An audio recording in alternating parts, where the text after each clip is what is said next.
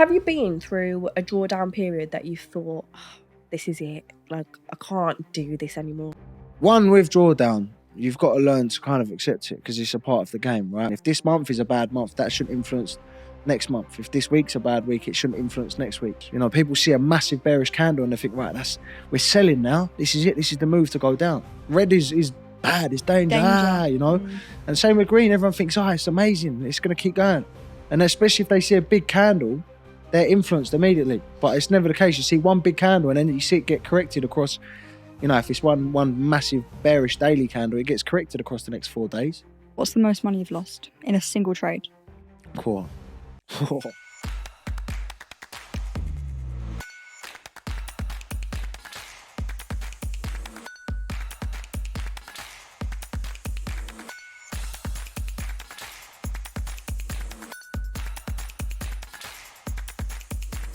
So, the BakeryFX, where did that come from?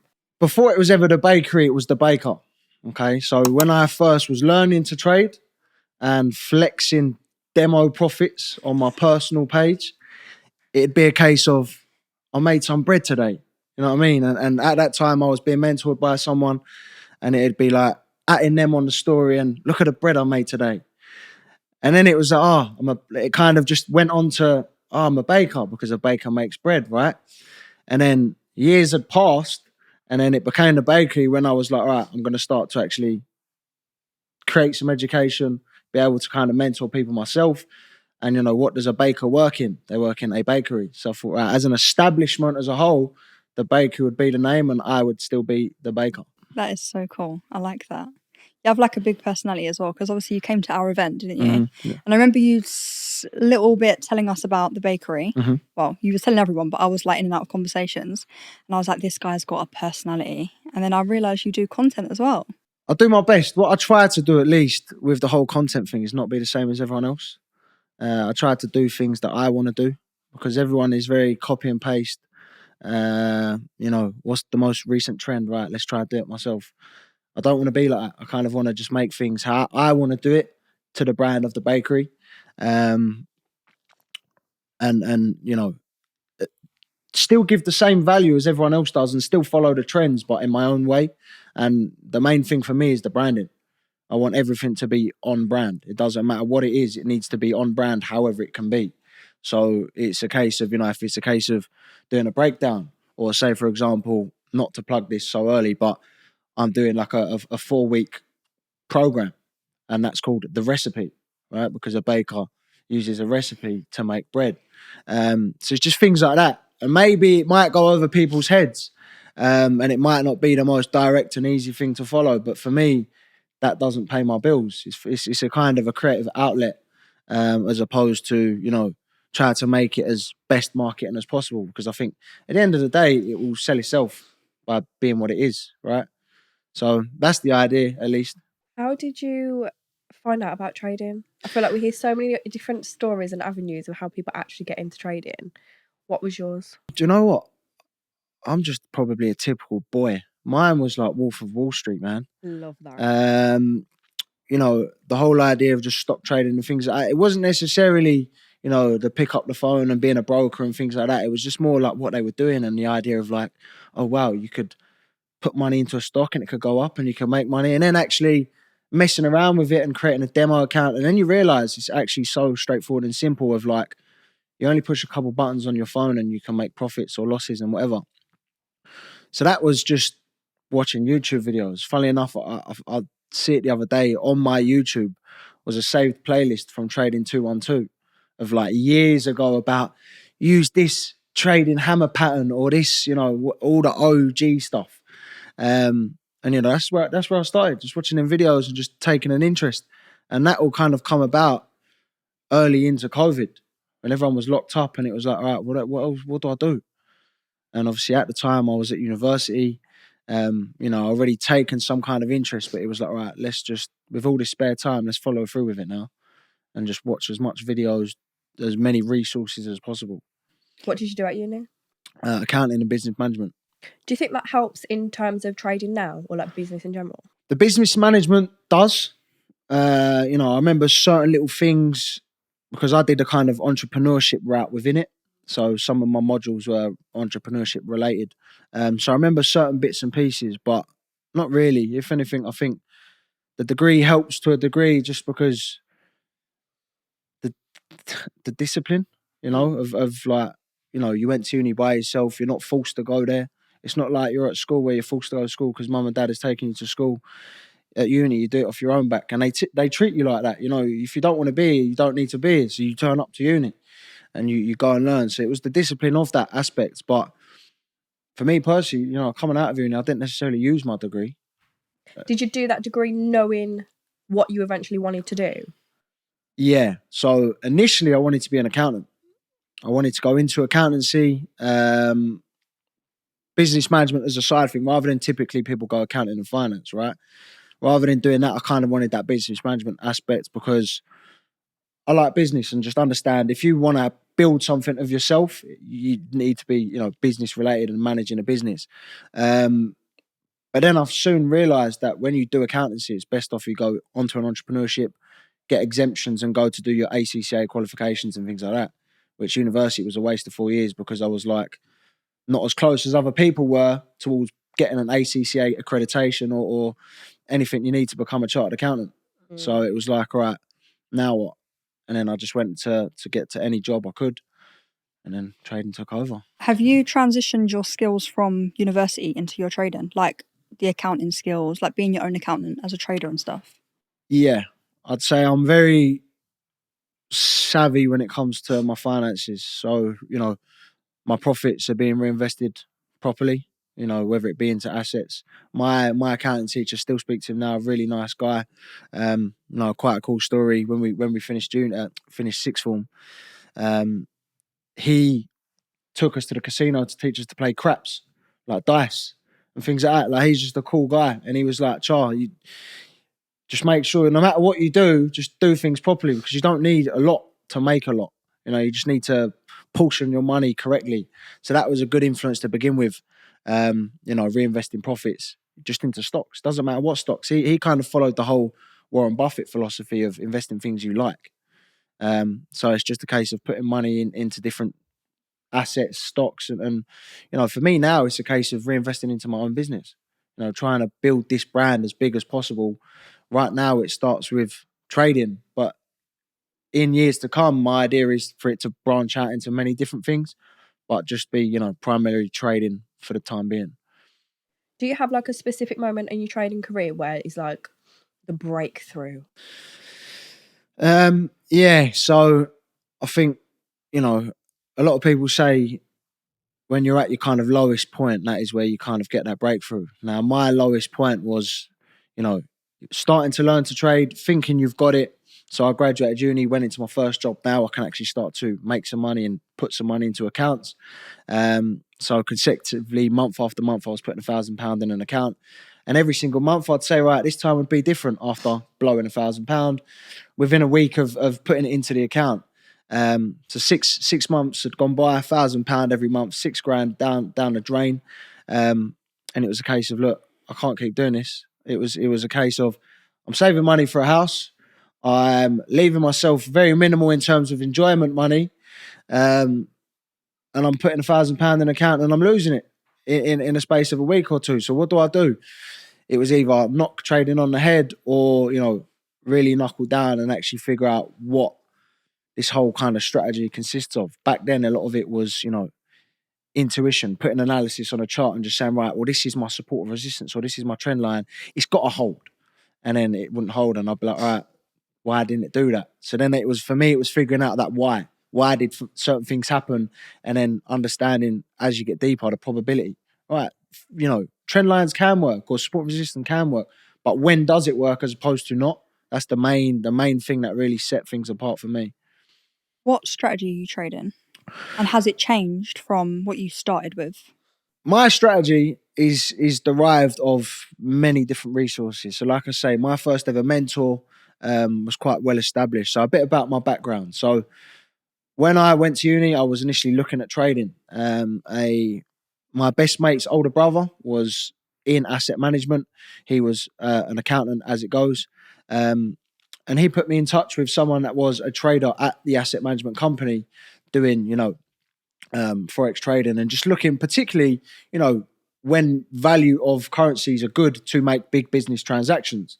But he put me in touch with him and he taught me how to trade. So he was very, very simple with a swing trading aspect.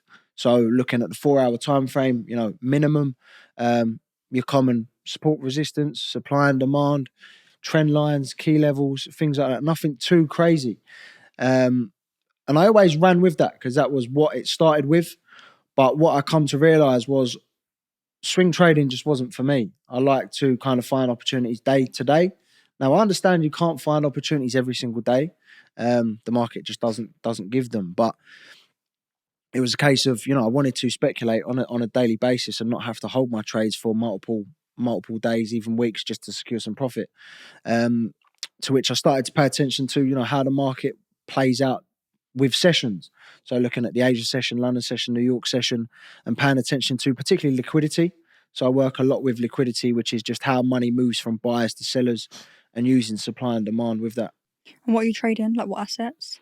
So I trade only 3 pairs GJ, so pound yen, Euro USD, and gold.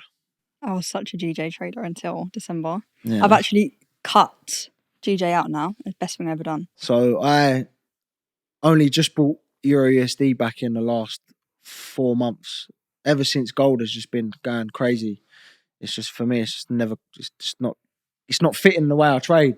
So it was a case of there was just a waste of like time spent looking at it and focusing on it. So I bought Euro USD back in, just so now I can find other opportunities there rather than waste time on gold. You mentioned liquidity. Mm-hmm. Do you trade ICT?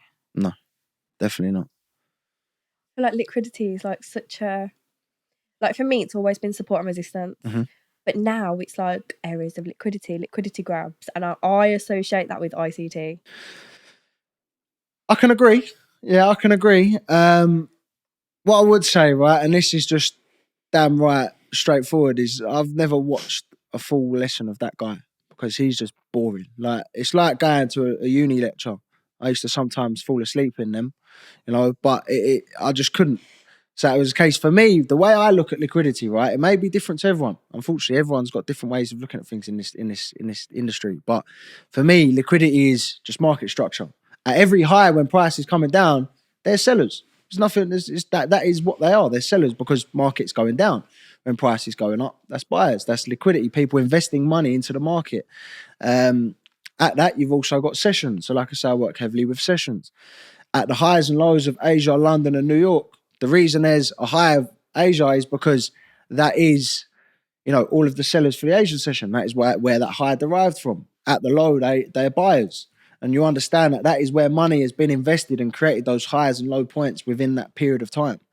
So for me, it's a case of, right, if I'm looking at market structure, I know across, several, if it's a 4-hour chart, if you're looking at a span of 12 hours at this high and this low, buyers have got in and got out there. And that's what, to me, is liquidity. It's just understanding the highest and lowest points. That's where buyers and sellers have got in. That's where money's been invested. And that's what, to me, is liquidity. It's a pool of money, right?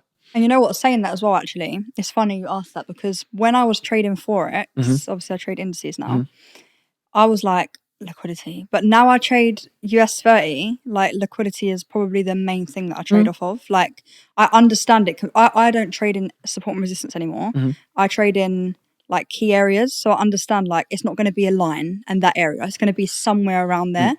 And now I understand liquidity, like, oh, you think that it's about to transition into a sell from a buy. Actually, it's taking liquidity. My trading's got so much better. I think one of the things that has made the biggest impact for me, at least, is a lot of people have like their primary focus is where is money going? Where is price going? Where if it's going higher, then I'm looking for a buy. But if you reverse it and you think about where is price not going, first and foremost, then I know where my stop loss is. And if I've sussed out where price is not going, now I know I just need to do the opposite and try to get in somehow.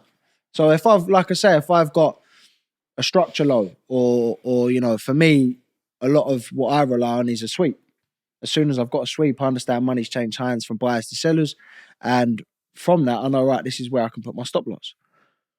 Once I've got that understanding of where price shouldn't go, now I know where price should go and I can get in wherever. Of course, I just want to get in at the best place to get the best risk to reward. Why do I see, which I can see right now, this is your merch, right? Mhm. Raiser of dough, maker of bread. Tell me about it. So, obviously, because I brand everything, right? The slogan of the bakery is raiser of dough, maker of bread, right? But now if we relate this into market talk and trader talk, as Brits, bread and dough is money, right? So when you're trying to raise the dough, you're trying to up your money and you're trying to make some bread. You're trying to make some money. Now, if you want to elaborate it further, how are we as traders making money and trying to up our money in terms of profits? We're putting into a market, right? So I'm raising my dough by putting it into an oven, the market, and then I'm making bread, money, profit. That's the slogan. I'm not going to lie, it's really unique. It's pretty cool. It goes over everyone's heads so many times. People are like, yeah, that's cool, man. I like the whole bread thing.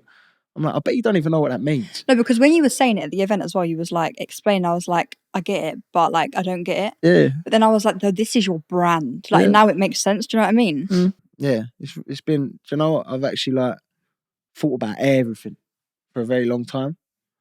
Like a cool story. So I was in Marbella at a beach club, bit loosey goosey, talking about, the creation of this, but I never had no brand identity, didn't have nothing. I just knew it was the baker and the bakery, and that was it. Didn't have no understanding of, what it was going to look like, the branding, the colouring, the slogan, nothing like that.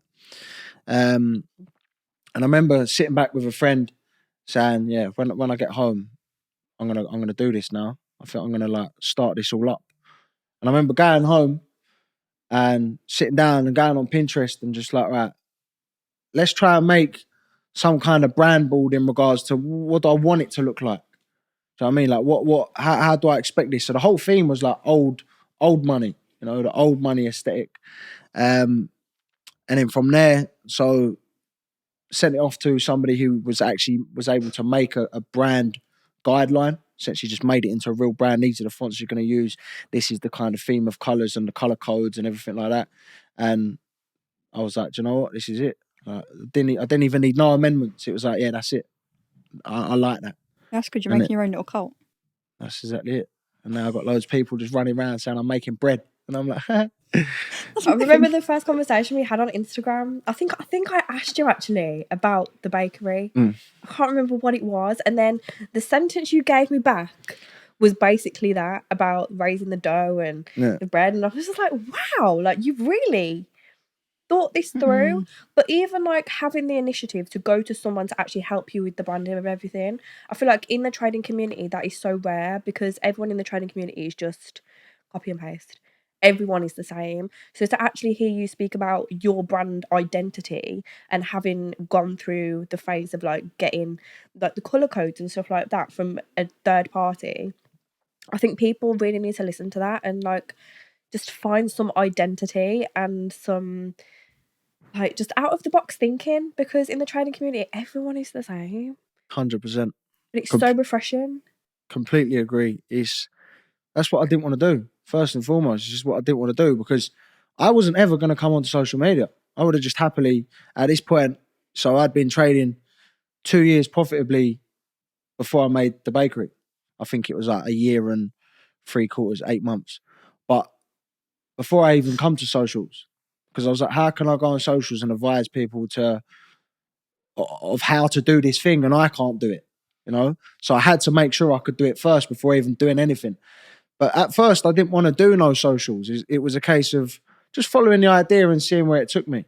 Then coming to, the idea of, right, I like what I've got here. I've made it my own. Now let's run with it. I'm different to everyone. It's not a case of, because like I said, the way I trade is it's not ICT, it's not support and resistance, it's not trend lines. I've just taken bits and pieces from everyone and said, right, this is how I'm going to do things and this is what works for me. It's the same with my brand, except from I just made it myself and haven't taken nothing from no one. It's just what I like to do. As always, I put content out that I like. Some people say, well, you could go so much faster if you did lifestyle reels and do this and do that. And I'm like, do you know what? I probably could, but I don't like it. You know what I mean? I've got like, funnily enough, I've got a Canva document of every single post I've got. And I make sure the colours are like aligned and things that looks good on the grid and things like that. Or like the website. I just want to make sure that everything's exactly how I want it. Otherwise, I'm not happy with it.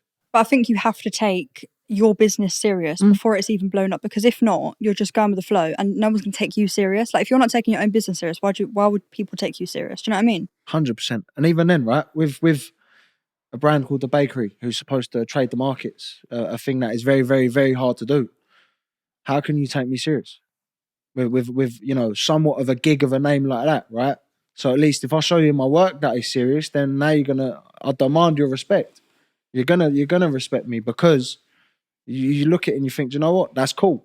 And that's what I'm trying to do. I'm trying to build the coolest brand in the trading industry.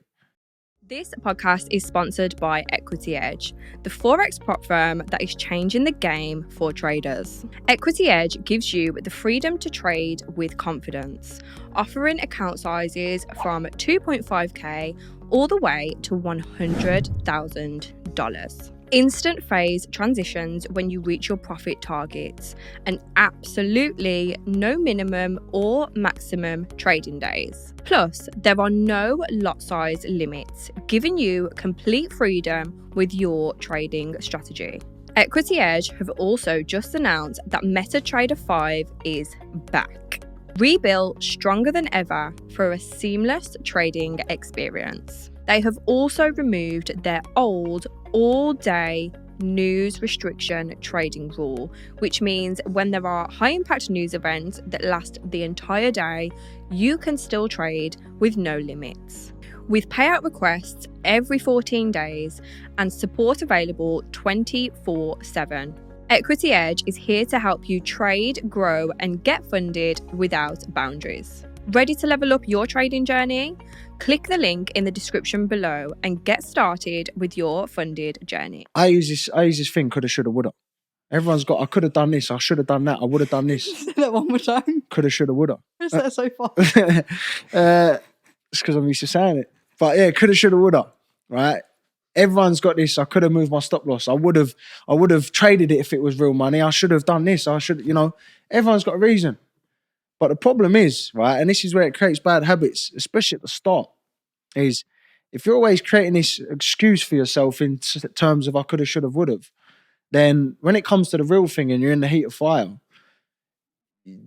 everything's not gonna play out the exact same way you wanted it.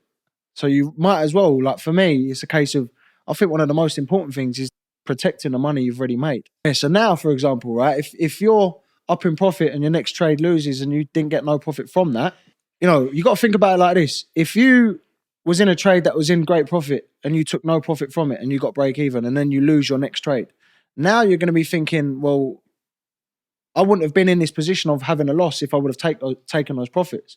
So that comes down to greed, right? Because you could have prevented that. And what you're going to do the trade after, because it is going to influence your next trading decision, is you're going to be like, all right, well, this time I'm not going to move my stop loss and I'm just going to keep holding it. Or you chase the money.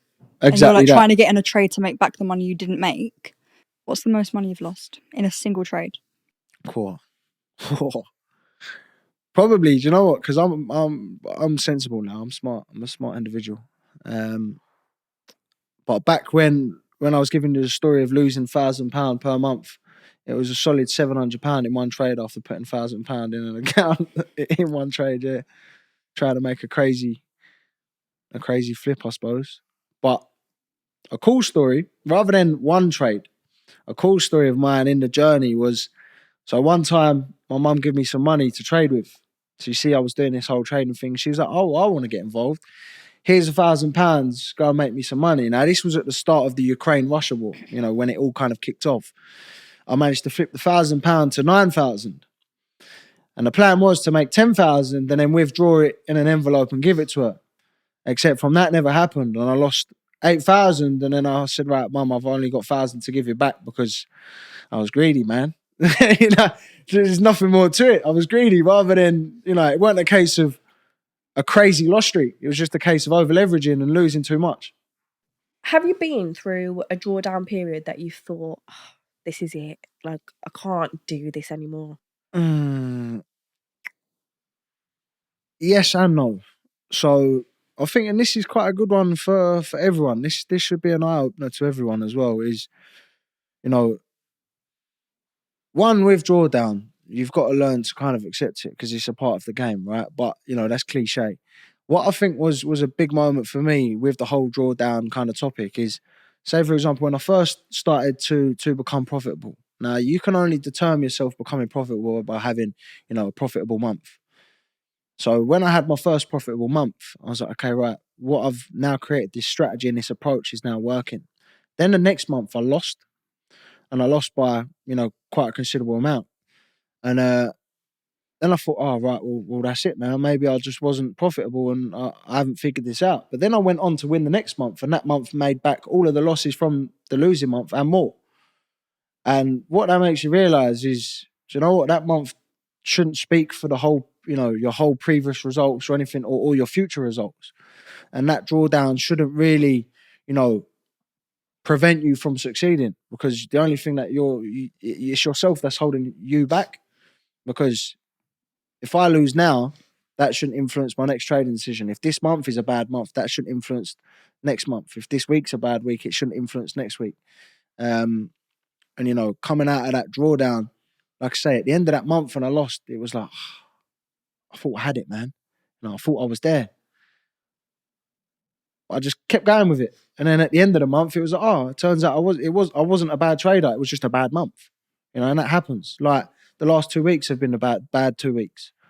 But it's part of the game. And the idea is, an analogy I use all the time is, try not to get struck out before you hit a home run. You don't want to blow your account before you now hit that crazy trade, because that's the way it always goes. It's a case of, right, I'm going to put loads of money in the account and I'm going to flip it. This is what I used to think. I'm going to put loads of money in the account, I'm going to flip it. 3 trades later, I would have lost most of the account. And then on the 4th trade, that was the trade that just so happened to be the banger. I ain't got no money left to flip it with now. Do you know what I mean? But if I would have been smart and not got struck out first, I would have hit the home run. And that home run would have done it all. So that's a little tip. I think that is huge for any trader out there.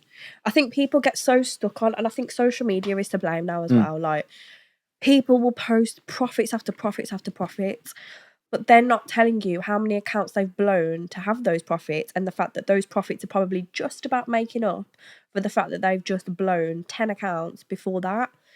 And I think people who are actually good traders go on social media and see these massive wins and feel shit about themselves, because they're like, well, why is it not me? Why am I only making like 1 to 2% a month? Or why have I had a shit month this month but they've had an amazing month? And I think comparison really is the thief of joy, but especially with trading, it can get so deep in your mind that you actually forget what being a good trader is, because everyone is gambling. And everyone is showcasing these massive results. And 9 times out of 10, they've probably got deals with brokers, with prop firms, to fake the profits. And it really gets into people's minds. So I think for any traders who are watching that, hearing you say, like, it's okay to have like a bad month or a bad week, that doesn't define you as a trader. And I think people really need to listen to that and not the social media side, which is easy to say because we all do it. We all go on social media, see the wins. We've just had a shit day and we're like, why am I wrong? 100%. It's, that is the problem. You know what I mean? Everyone sees the wins. Now, I'm slightly guilty, and I'll be straight up with this. I don't post losses, sorry.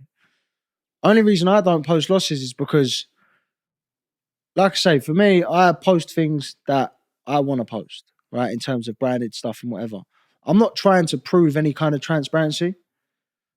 Do you know what I mean? So for me, it's a case of what I feel low key in a sense is when people post losses, it's like, see, I'm trying to be transparent, and it's just false. It's like, if you're somewhat knowledgeable within the trading, people lose. So you haven't got to show people that you lose, because people should know that everyone loses. Whether you're looking at the best trader in the world, you should know he loses. So I shouldn't have to show people that I lose, because I know I lose. And at the end of the day, if I show them I lose, they don't pay my bills. I'll pay my bills. You know what I mean? So I haven't got to show no one that I've lost.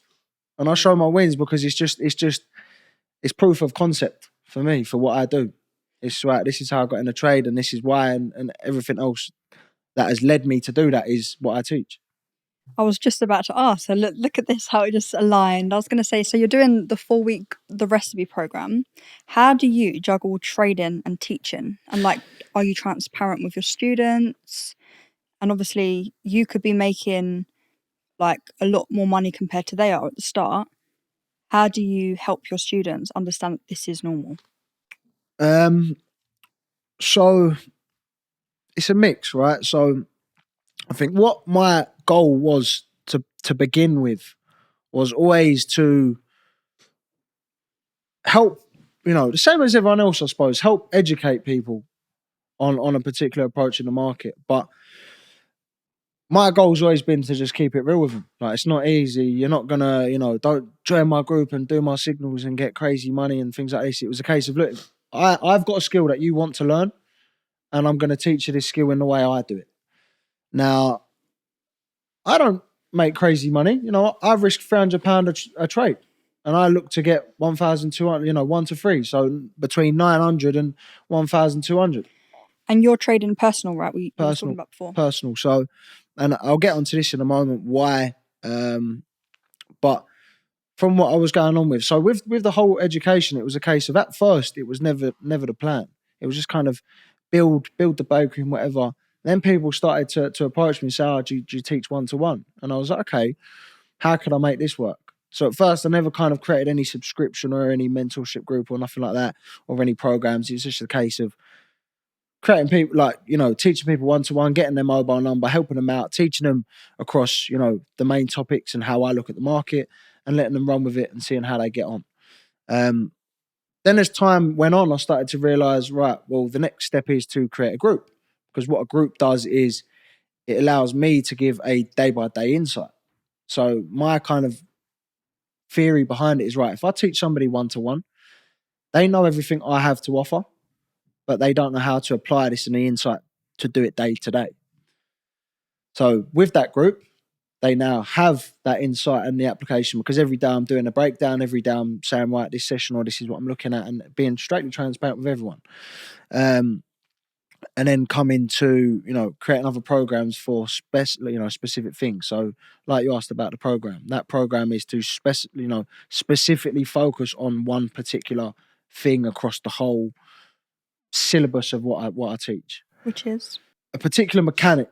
So I'll give a little gem for the pod. So when you have indecisive candles, so your typical kind of doji candles, what that is it's a range. What is a range? Is where price is going sideways, right? It's accumulating. Now, within a particular indecision candle, that is what's happening. But you're able to understand that one particular candle is a range of its own, just the candle. So say, for example, if you've got a 4-hour indecision and you mark the high of that indecision and the low of the indecision, you come down to the 15-minute and you'll see that one side will be hit and then it will go straight to the other side. Now, for me, what I work a lot with is what I said, sweeps, and understanding, where money's changed hands. From whichever side of that indecision has been hit is what I understand is that sweep. And now I can use that mechanic to trade towards the other side of the indecision, the other side of that range. It's kind of like using, one side of a range to trade towards the other side, but just using a particular candle. And if you see it, for guys watching the pod, if you look at a chart, any chart, doesn't matter what chart, look at indecisive candles and you'll see price will wick to one side first and go straight towards the other side. And that will give you a kind of understanding, all right, how can I build a method behind this to actually, utilize this properly day to day? We'll move on to some rapid fire. You've already kind of mentioned it, but would you rather Forex or indices forever? Forex. Now, I don't have experience with indices, so I can't speak for indices.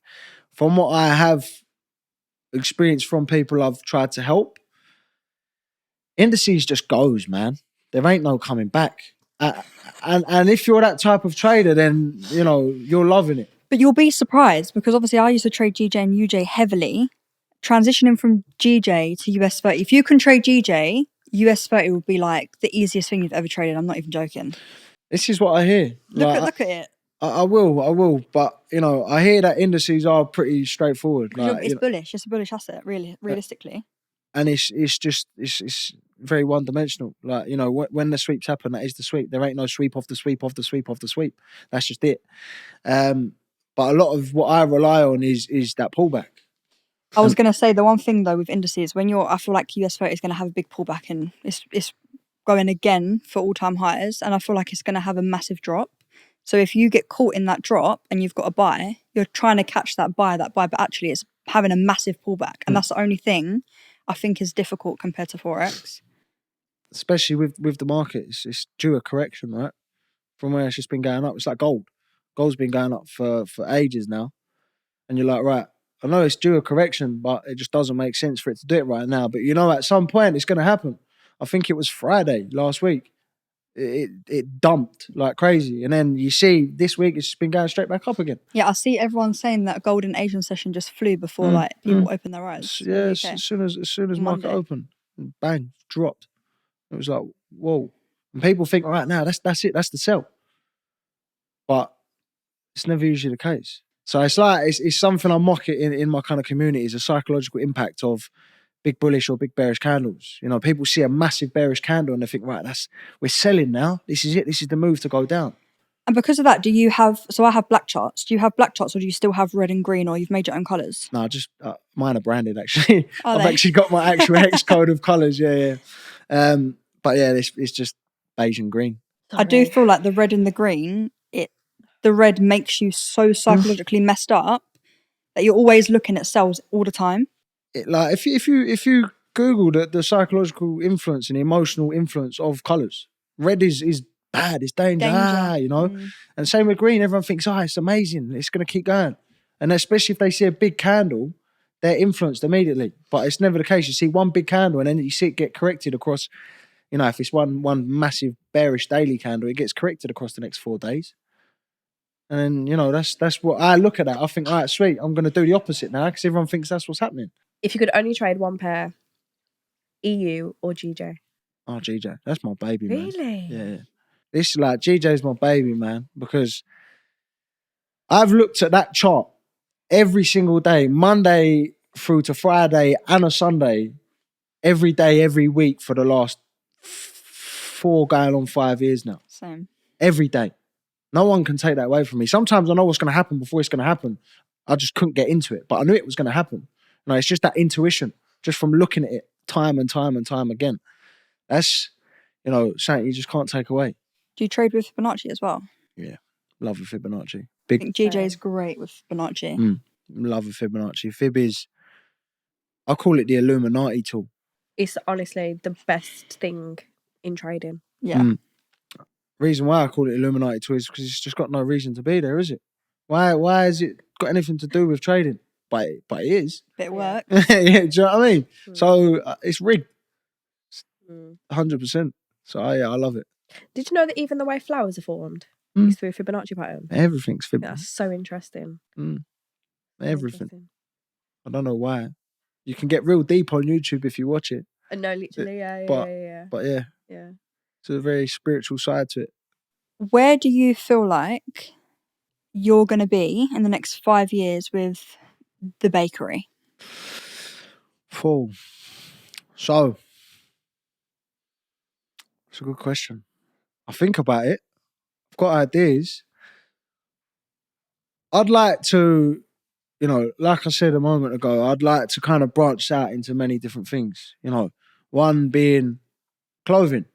But I don't want it to be merch. I don't want it to be like, fanboy sort of thing. I want it to be something I would wear on a night out and look at someone else wearing it and think, yeah, that's cool. You know what I mean? Because I'm not trying to be a trading brand. I'm trying to be the coolest trading brand on the internet, and eventually minus the trading, just a brand as a whole. So making some nice clothes, not merch, clothes. I'd like, I don't know, this is just maybe like, who knows? I'm just playing with the bakery idea. Maybe open up a bakery. But a stock market themed bakery, right? So listen to this. Let me pitch you this idea and tell me if you'd be an investor. So we got a bakery, right? And in that bakery, it's like a workspace environment as well as just a normal kind of bistro bakery. But the supply and demand of your croissants and your panda chocolates and your cinnamon swirls and all of that, the price of it goes up and down based on how many you've brought or sold the previous day. So say, for example, if Charlie brought 10 croissants yesterday and that was the biggest selling thing, then the price is going up because there's a lot of demand for it on the next day. Some people might say, well, that's a bit capitalism, but then there's also cinnamon swirls that no one bought yesterday and they're very cheap right now. You know, so like making it a stock market kind of themed bakery. I don't think it's legal, but you know, you could also like under the counter signals, like, you know, right, it's London session, buy GJ right now, or you know, New York session. But I think you'd probably need to have like a financial conduct authority sort of. There's a calf, you know, the gold calf. Where is that? There's a country and it's the gold calf and it's based upon this kind of idea. But it's drinks, right? I don't know.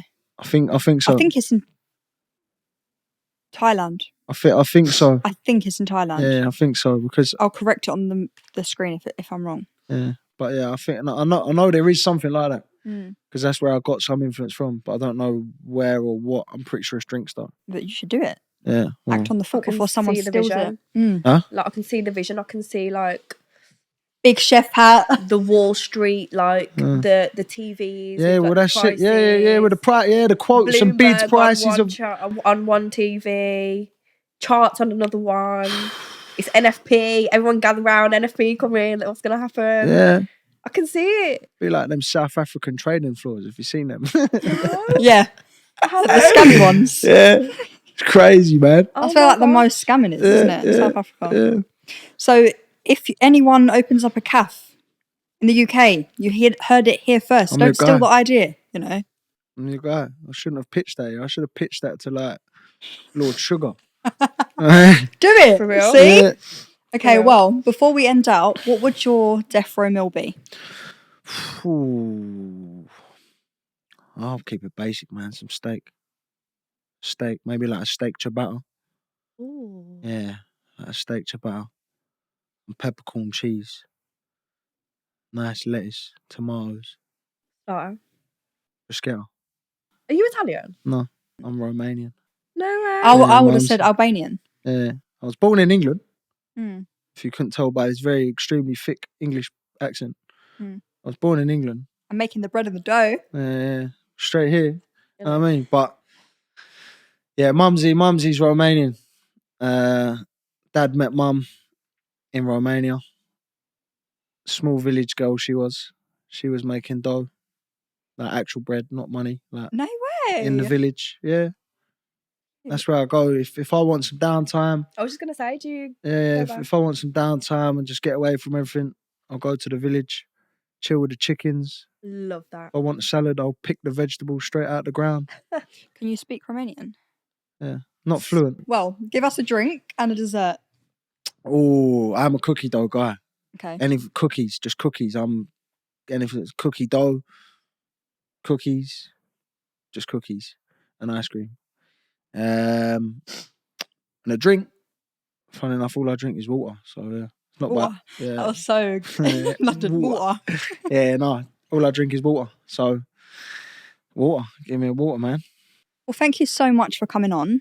I feel like this was a great episode and I was looking forward to this because obviously we spoke at the event and we've been waiting for this day and I feel like I know more about you now, but still I need to know more.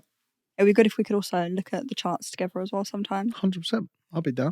Yeah, and then I can show you US30 as well. Yeah. I want to try and entice you to the side. And I'll show you what liquidity actually is, not what ICT says it is. Okay, well, thank you guys so much for tuning into this episode. We will leave Charlie's links and everything down below. Make sure you check him out. Also, when is your 4-week recipe course? So 4 weeks program. The recipe starts the 3rd of November. Tickets are now available on the website www.TheBakeryFX.com. It's just a 4-week program, live, taught by me. Sessions every other day. If you're not available, they're also recorded, but that starts November the 3rd. Thank you for coming. Thank you very much for having me. It's been fun.